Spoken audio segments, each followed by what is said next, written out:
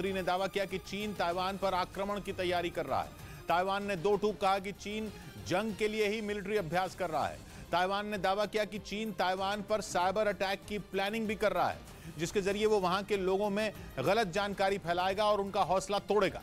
Pelosi की Taiwan यात्रा के बाद चीन ने ताइवान को घेर लिया है और उसकी सीमा के पास मिसाइलें दाग रहा है, जिसकी वजह से ताइवान तक जाने वाला समंदर का रास्ता ब्लॉक हो चुका है और उसे आर्थिक नुकसान हो रहा है। लेकिन ताइवान ने चीन के आगे घुटने नहीं टेके। उसने चीन से निपटने के लिए मिलिट्री अभ्यास भी तेज कर दिया। पेलोसी की ताइवान यात्रा से भड़का चीन समंदर में जंग के मूड में लग रहा है। उसने ताइवान को 6 तरफ से घेर रखा है और मिसाइलें दाग कर उसे अपनी ताकत दिखा रहा है। कहा जा रहा है कि चीन ताइवान के लोगों में खौफ पैदा करना चाहता है, जिसके लिए वो कभी आसमान में मिसाइलें उड़ा रहा है तो कभी एयर स्ट्राइक की प्रैक्टिस कर रहा है। लेकिन अमेरिका के साथ से उत्साहित ताइवान नहीं घबरा रहा। वो डटकर खड़ा है। चीन को जवाब देने के लिए ताइवान ने भी लाइव फायर मिलिट्री ड्रिल की। उसके सैनिकों ने समंदर के किनारे अपनी तोपों से ऐसी आग उगली कि आसमान बम के गोलों से चमकने लगा। साउथ चाइना सी में युद्ध अभ्यास करके ताइवान ने चीन को बता दिया कि वो जवाब देने के लिए तैयार है, क्योंकि ताइवान सरकार का दावा है कि चीन आज नहीं तो कल हमला जरूर करेगा। माना जा रहा है कि इसी वजह से ताइवान ने भी मिलिट्री ड्रिल तेज कर दी। चीन के युद्ध अभ्यास पर ताइवान के विदेश मंत्री का बयान भी आया, जिसमें उन्होंने दो टूक कहा कि चीन ताइवान पर आक्रमण करने के लिए युद्ध अभ्यास कर रहा है। यही नहीं, ताइवान ने यह दावा भी किया कि चीन उस पर साइबर अटैक करेगा और वहां के सिस्टम हैक करके लोगों को गुमराह करने वाली जानकारी फैलाएगा, जिससे ताइवान के लोगों का हौसला पस्त हो जाएगा। यानी चीन अगर ताइवान के लोगों को गुमराह करने में कामयाब हुआ तो आधी जंग तो वो बिना हथियारों के ही जीत जाएगा। ताइवान समंदर में चीन की दादागिरी से परेशान रहा है, लेकिन इस बार पानी सर से ऊपर चला गया है, क्योंकि चीन केवल युद्ध अभ्यास ही नहीं कर रहा, बल्कि उन सब देशों से दुश्मनी मोल ले रहा है जो ताइवान के दोस्त हैं, जिनमें अमेरिका का नंबर सबसे पहला है। यूक्रेन जंग के बाद से लगातार खबर आ रही है कि चीन ताइवान को दूसरा यूक्रेन बनाने पर तुला हुआ। उसने अमेरिका से भी खुलकर कह दिया था कि वो ताइवान के मामले पर बीच में ना बोले। लेकिन अमेरिका तो अमेरिका है। उसने न केवल अपनी संसद की स्पीकर नैन्सी पेलोसी को ताइवान भेजा, बल्कि चीन के मिलिट्री ड्रिल शुरू करते ही ताइवान का साथ देने साउथ चाइना सी पहुंच गया। एक रिपोर्ट में दावा किया गया कि अमेरिका के 7 जासूसी विमान ताइवान के इर्द गिर्द मंडरा रहे हैं। खबर है कि अमेरिका के ये विमान ताइवान की उत्तरी, पूर्वी और दक्षिणी दिशाओं पर नजर रख रहे हैं। यानी चीन की समंदर में हो रही हर हरकत पर अमेरिका की बाज जैसी नजर है। अमेरिका ने चीन को घेरने के लिए ब्लू बैटलफील्ड में पूरी तैयारी की है। उसकी नौसेना के 4 बेड़े साउथ चाइना सी पहुंच चुके हैं, जिनमें यूएसएस रोनाल्ड रेगन भी शामिल है। यानी जंग छिड़ते ही चीन को अमेरिका का सामना करना होगा और उसके खतरनाक हथियारों से निपटना होगा। रही बात ताइवान की, तो उसने जवाबी मिलिट्री ड्रिल करके अपने इरादे जाहिर कर दिए हैं। चीन ने पेलोसी के ताइवान से जाते ही युद्ध अभ्यास शुरू कर दिया था, लेकिन ताइवान डरा नहीं और उसने भी उसी दिन मिलिट्री अभ्यास किया।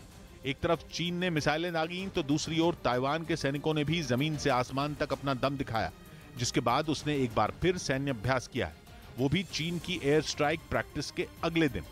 यही नहीं, ताइवान के विदेश मंत्री ने लाइव फायर ड्रिल के तुरंत बाद प्रेस कॉन्फ्रेंस की, जिसका मकसद था चीन की चाल की पोल खोलना। ताइवान लगातार कह रहा है कि चीन उसके अधिकारों का हनन कर रहा है और समंदर में उसके आसपास के क्षेत्र पर कब्जा कर रहा है। लेकिन चीन पर ताइवान के चीखने चिल्लाने का असर ही नहीं हो रहा। वो हर गुजरते दिन के साथ ज्यादा आक्रामक हो रहा है। उसने एक दौर का युद्ध अभ्यास खत्म करके दूसरा अभ्यास शुरू कर दिया है। यही नहीं, चीन ये तक नहीं बता रहा कि वो ताइवान की सीमाओं को कब तक ब्लॉक रखेगा। ताइवान इसी वजह से कह रहा है कि चीन केवल युद्ध अभ्यास नहीं बल्कि जंग की तैयारी कर रहा है, क्योंकि उसे मालूम है कि इस बार चीन के तेवर अलग हैं। उधर महागठबंधन में शामिल नीतीश कुमार का विरोध भी शुरू हो गया। खबर है कि जेडीयू के महागठबंधन में शामिल होने के बाद नीतीश कुमार को यूपीए का संयोजक बनाने की चर्चा है, लेकिन कांग्रेस नेताओं ने इसका अभी से विरोध शुरू कर दिया। जीतन राम मांझी की पार्टी हिंदुस्तानी अवाम मोर्चा ने बिना किसी शर्त के बिहार में नीतीश कुमार को समर्थन देने का ऐलान किया। लेफ्ट ने बिहार की नई सरकार में शामिल होने से इनकार कर दिया, लेकिन बाहर से महागठबंधन सरकार को समर्थन देने की बात कही।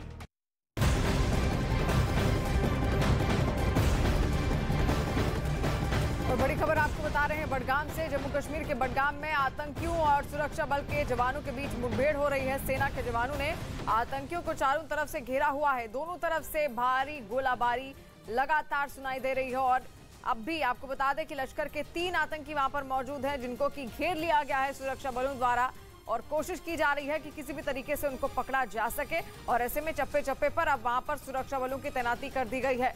जम्मू कश्मीर के बडगाम का ये इलाका है। तस्वीरें जो सामने आ रही हैं आप देख सकते हैं, रिहायशी इलाका है। ऐसे में 3 आतंकवादियों को यहां पर घेरा जा चुका है सुरक्षा बलों द्वारा। बडगाम की यह घटना है। आतंकियों से मुठभेड़ लगातार अब भी चल रही है।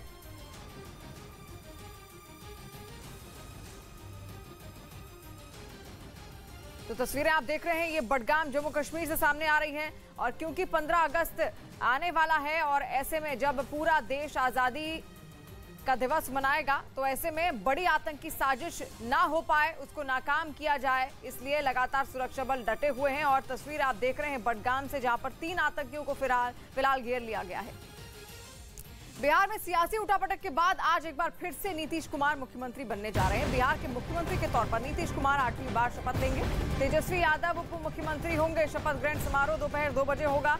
नीतीश कुमार और तेजस्वी यादव ने सभी 164 विधायकों को पटना छोड़ने के निर्देश अभी नहीं दिए हैं। सूत्रों के मुताबिक 8 से 10 महीने नीतीश कुमार सीएम रहेंगे। इसके बाद तेजस्वी यादव को मुख्यमंत्री बनाया जाएगा। कयास लगाए जा रहे हैं कि 2024 लोकसभा चुनाव में नीतीश कुमार विपक्ष के पीएम पद के उम्मीदवार हो सकते हैं। इससे पहले नीतीश कुमार ने बीजेपी के साथ अपना गठबंधन तोड़ दिया। 2017 से चले आ रहे गठबंधन को खत्म कर आरजेडी की अगुवाई वाले महागठबंधन के साथ चले गए। नीतीश के महागठबंधन का नेता चुना गया, जिसके बाद उन्होंने सरकार बनाने का दावा पेश किया।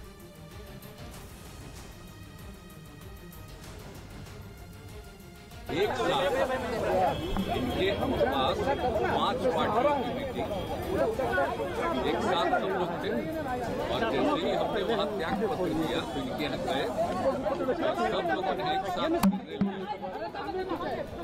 और उसके बाद फिर मांझी जी पहुंचे तो 7 पार्टियां एक साथ आप समझ लीजिए कि विधानसभा में 164 इंडिपेंडेंट 164 और इसके अलावा एक इंडिपेंडेंट हम लोगों के साथ तो 7 पार्टी और एक अकेला इंडिपेंडेंट। लोकतंत्र बचाने के लिए, संविधान बचाने के लिए, अमन चैन गंगा जमुना तहजीब बचाने के लिए, तो इसलिए और हम लोग तो समाजवादी लोग हैं। हमारे पुरखों की जो विरासत है वो कोई और ले जाएगा क्या? ये हमारे पास रहेगा। तो इसलिए माननीय मुख्यमंत्री जी को धन्यवाद देते हैं।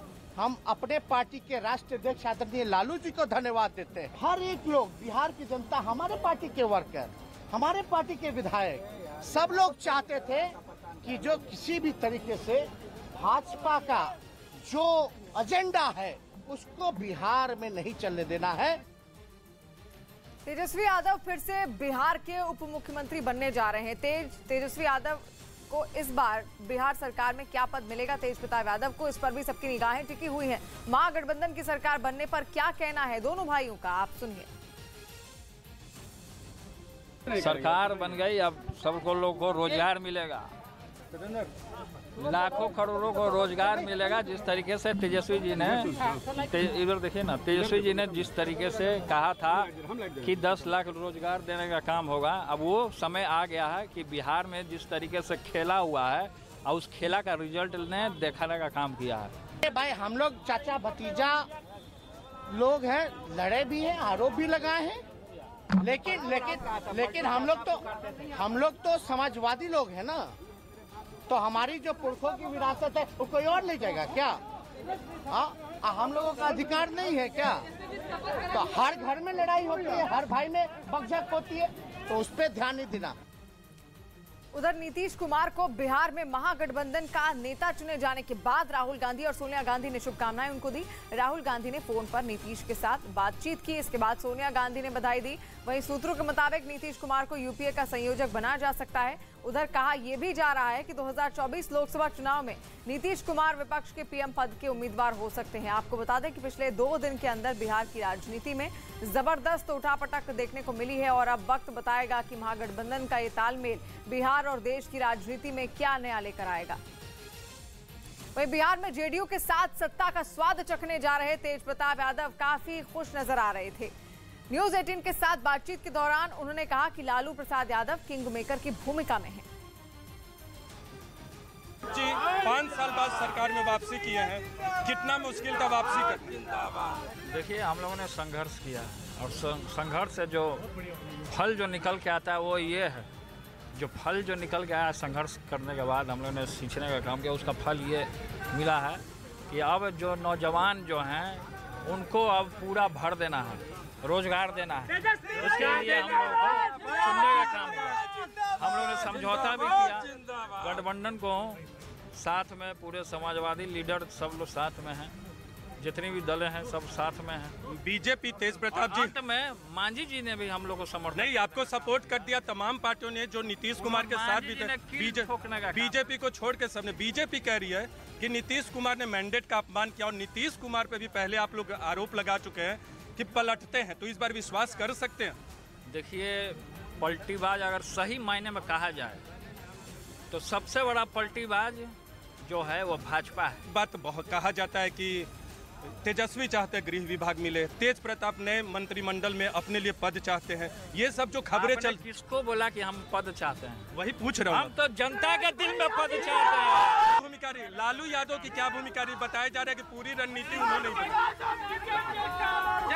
आदरणीय पिताजी तो किंग मेकर के भूमिका में हैं और शुरू से किंग मेकर की भूमिका में रहे हैं, और जब जनता ने चुन लिया है तो हमारा कर्तव्य है कि हम जनता के जो भी है समस्या उसको पूरा करने का काम करें, इसलिए हम लोगों ने समझौता किया। अंतिम क्या नीतीश कुमार 2024 लोकसभा चुनाव में विपक्ष के पीएम पद के उम्मीदवार बनेंगे? ये सवाल इसलिए उठ रहा है क्योंकि जेडीयू के संसदीय बोर्ड के अध्यक्ष उपेंद्र कुशवाहा ने एक ट्वीट किया है और ट्वीट कर उन्होंने लिखा, मुख्यमंत्री नीतीश आप आगे बढ़िए, देश आपका इंतजार कर रहा है। उनके इस ट्वीट को अगले लोकसभा चुनाव में विपक्ष के पीएम कैंडिडेट के रूप में देखा जा रहा है।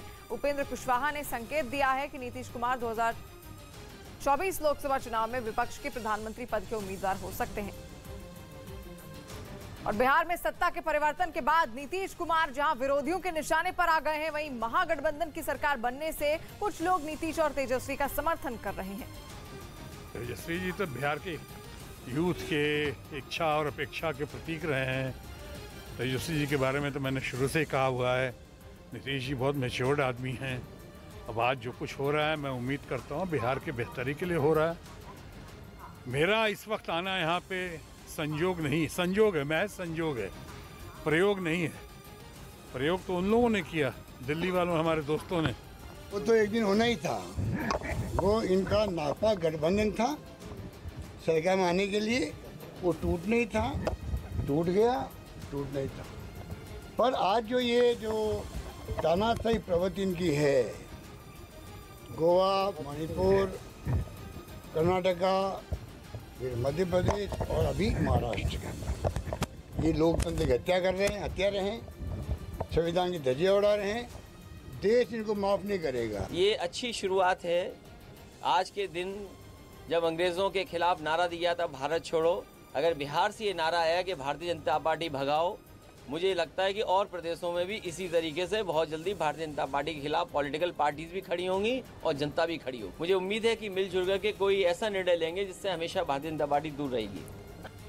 बीजेपी से अलग होने के बाद नीतीश कुमार बीजेपी के निशाने पर है। उनका कहना है कि नीतीश कुमार कभी पीएम नहीं बनेंगे। उधर आज बीजेपी मां धरना प्रदर्शन करेगी, सभी प्रमुख नेता मौजूद रहेंगे। ये प्रदर्शन नीतीश कुमार के खिलाफ किया जाएगा। 11 अगस्त को सभी जिला मुख्यालय में भी धरना प्रदर्शन होगा। वहीं आज शाम 4 बजे पटना में बीजेपी विधायक दल की बैठक भी होने वाली है। अब महत्वाकांक्षा जागा प्रधानमंत्री बनने के लिए, वो बहाना करके निकले, फिर जब निराश हो गए तब फिर गए आरजेडी के साथ। आरजेडी ने जिस शब्द का उनके लिए प्रयोग किया था, यही तेजस्वी, मैं कह भी नहीं सकता कि पलटू राम। और फिर वो आज महत्वाकांक्षा जागा है देश का प्रधानमंत्री बनने का, और वो एनडीए में जगह नहीं बल्कि देश में भी उनके लिए जगह नहीं है।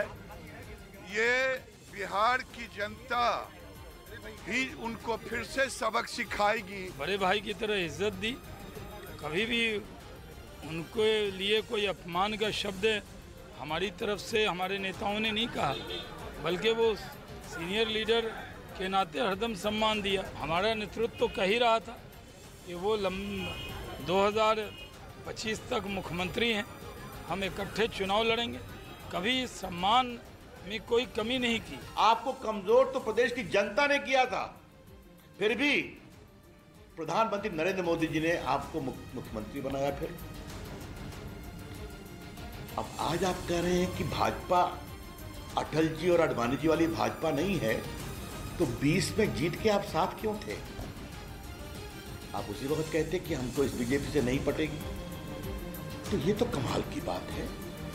17 में आप दोबारा साथ आ गए, आराम से साथ रहे, 19 का लोकसभा का चुनाव जीता, 20 का विधानसभा का चुनाव जीता, और आज जब 22 का अगस्त चल रहा है तो आप कह रहे हैं भाजपा हमको तोड़ने की कोशिश करती है। ये क्या मतलब है इसका?